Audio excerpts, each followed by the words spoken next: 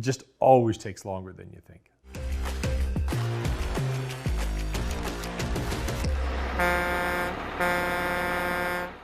This week's schooled lesson, after 30 years in this business, you'd think I'd had this one figured out already, but it's obvious and it hit us again today. We're in a fantastic customer meeting.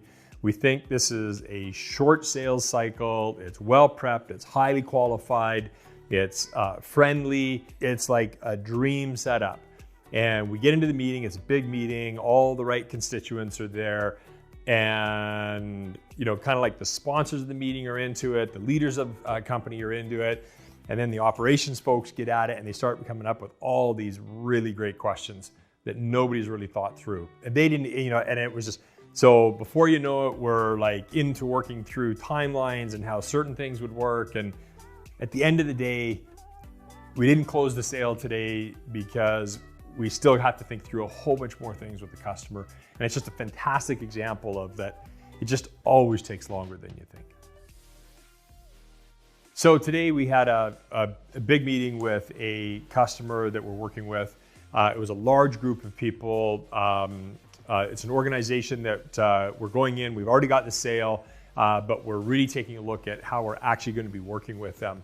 And this is part of like all the customer validation work that needs to go into coming up with a really great solution for them. And oh my gosh, did we get schooled.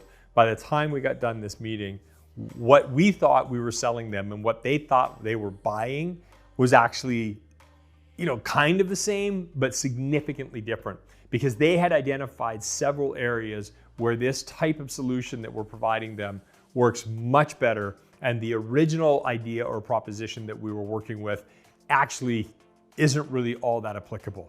So again, the value lesson here and how we got schooled this week is always, always, always do as much customer validation work and discovery work as you can. Right in our face, it got shown to us that the selling proposition is very different than the value proposition. So we went into a meeting, a completely different, separate meeting this week, and we have an incredible value proposition for this product that we've built and these services that we've built. It lowers costs, it keeps people safe, it does risk mitigation for the business, it provides additional revenue for the business. Like the list goes on and on and on about the incredible value propositions that this product suite has that we're providing for this particular business. And at the end of the day, really all they really wanted to do was buy one feature that is the most valuable feature of this particular product suite.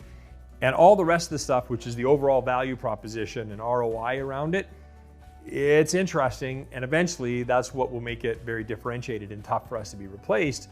But the selling proposition was, we just needed to do this one thing faster, less expensive. All that other value proposition stuff's nice. Can it do this one thing? It's a great lesson. Focus on the selling proposition, not necessarily the value proposition.